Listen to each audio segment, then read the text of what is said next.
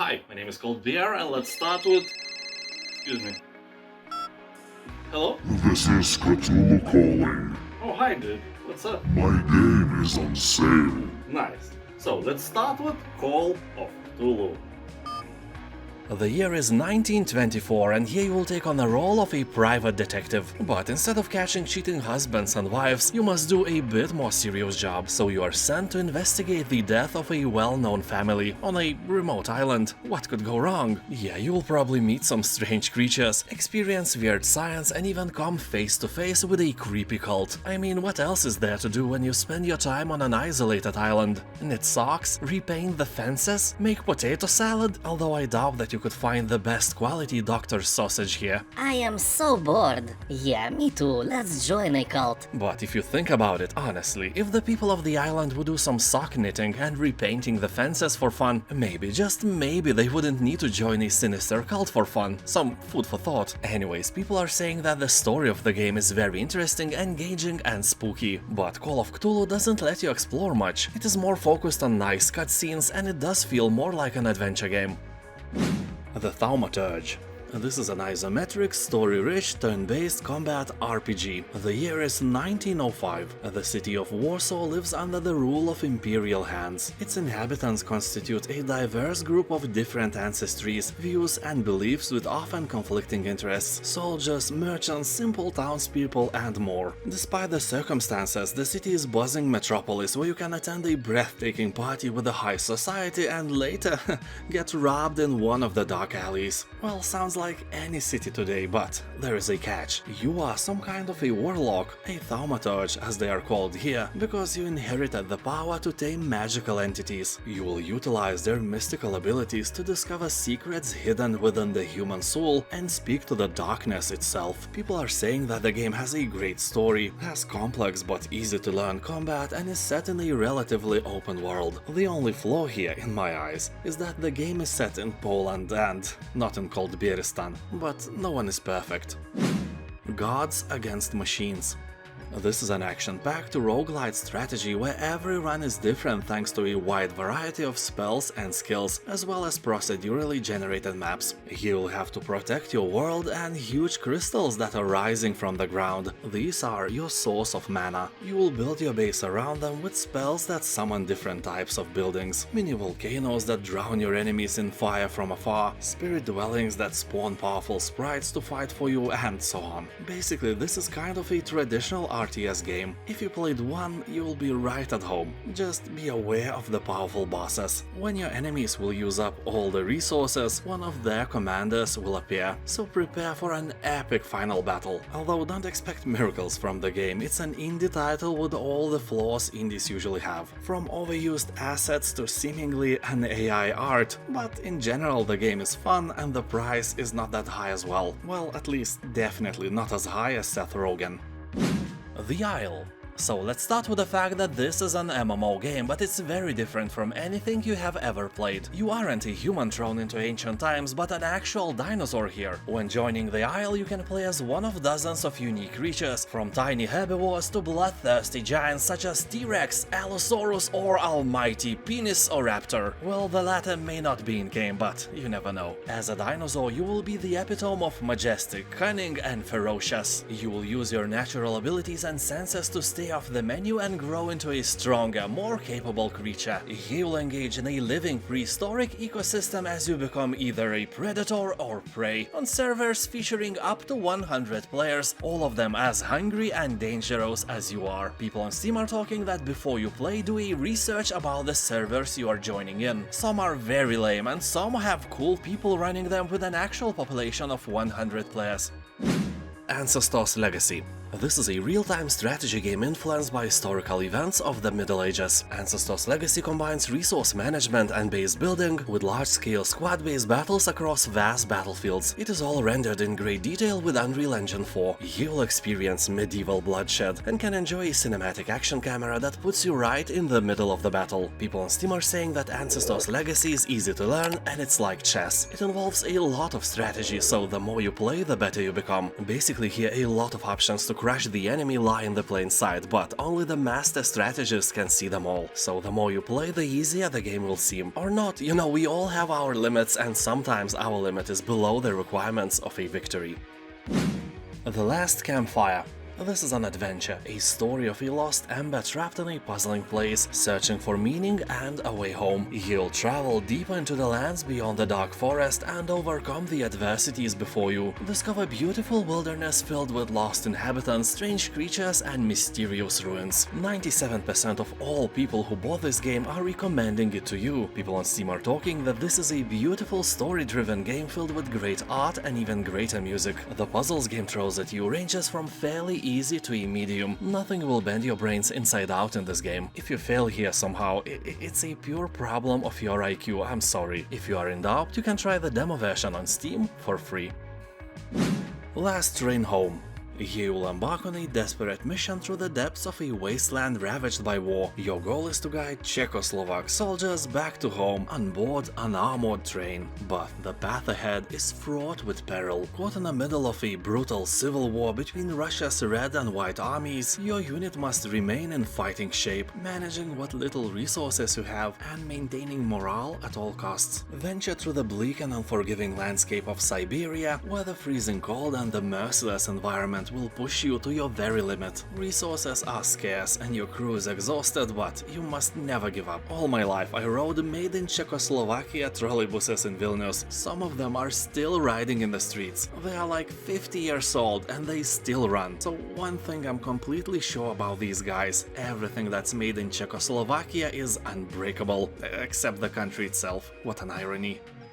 Scars Above. This is a challenging sci-fi third-person action-adventure shooter. It combines the rewarding feeling of overcoming difficulty with a compelling and intricate story set in a mysterious alien world. A colossal and enigmatic alien structure appears in orbit and stuns the entire world. Your team, consisting of scientists and engineers, is set to investigate. And should I say that things didn't go as planned? Aliens haul the team across space onto a mysterious extrasolar planet, so you wake up dazed, alone in a strange hostile environment. But determined to survive, you set out to find your crew and unravel the mystery behind what's happened. People on Steam are saying that the game is really fun and has a great story. The downside is the linear plot and Souls-like mechanics. Well, there is nothing bad in mechanics as such, but the game doesn't communicate this to players clearly, so a lot of casual gamers who buy the game fail to kill the first boss.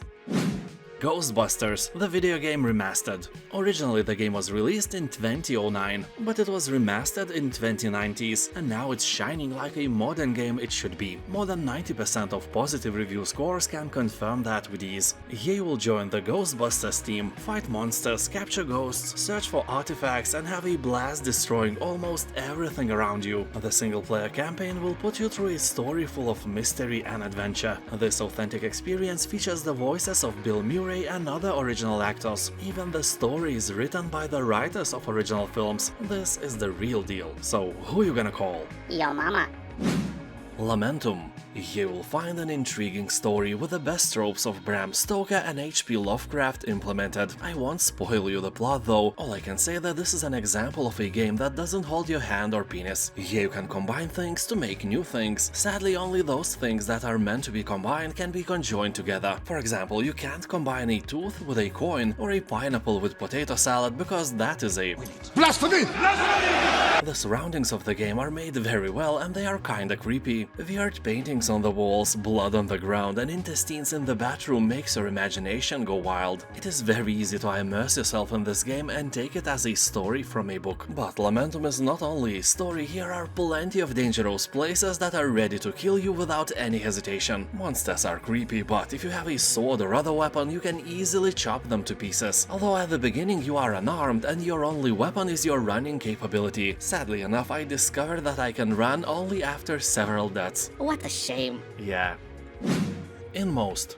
This is an emotional and deeply atmospheric narrative-driven puzzle platformer. You will uncover the stories of an adventurous young girl, a stoic knight, and a man in search of answers. You will explore a crumbling, nightmarish landscape, slice through enemies and spring deadly traps in order to escape the evil that awaits. You will have to lure enemies into lethal traps, solve environmental puzzles, and utilize your scythe, hookshot, and pickaxe to avoid a gruesome end. The story is not very long. It will take you about 3 to 5 hours to complete. Literally depends depends on how dumb you are, because it's a puzzle game. It can work like an IQ test. If you finish it in 3 hours, congratulations. If in 5, well, I have bad news for you. And you finished it in 10. No, that's a lie. That's a lie, everyone. No, it isn't. Shut up. Factory Town. This is a real treat for automation, base building and sandbox fans. Here you'll create a giant factory using conveyor belts, trains, chutes, pipes and airships. You can sell your goods to nearby villages to expand their borders, increase happiness and unlock better skills. As your earnings rise, you can research new technology to improve your supply chains and grow your civilization. There's no enemies or starvation to worry about, so you can enjoy a stress-free logistics challenge to maximize production and happiness. A perfect game for a calm evening with your mother-in-law. People on Steam are saying that this is a hybrid between Banished and Factorio, and everyone who had low expectations with the game were surprised with what they actually got. I especially like the one comment on Steam stating that the game is kinda chill but gets repetitive. He has 440 hours on record. I wish every game I ever played was this repetitive. The Chant. This is a nice single-player third-person horror action-adventure game set on a remote island. Your peaceful weekend turns to dread after a group opens a psychedelic dimension of terror that feeds off negative energy. So you could throw all the Karens of the world in it and keep everyone happy, but the protagonist never thought about that. So now you witness terrifying revelations about the cosmos, fight off the creatures, reason with the survivors and unravel the legacy of a cult from the 1970s to reverse the ritual that caused all of this. The score on Steam hovers about 80% of positive reviews, so 4 out of 5 people like the game.